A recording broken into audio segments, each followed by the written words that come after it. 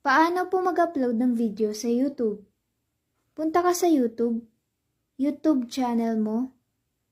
Dito sa baba, makikita mo yung plus sign. I-click mo yan. And then yan, kung mag-upload ka ng video, i-click mo yan. Tapos, pili ka ng video na gusto mo i-post. Maglagay ka ng title. Example, sunset.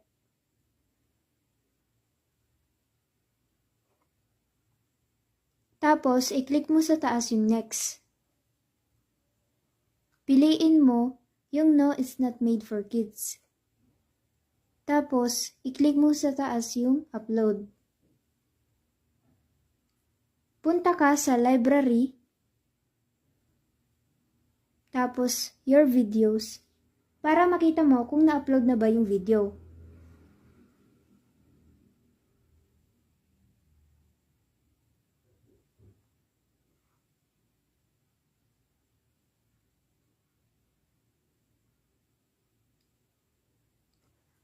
Okay na. Sana may natutunan kayo.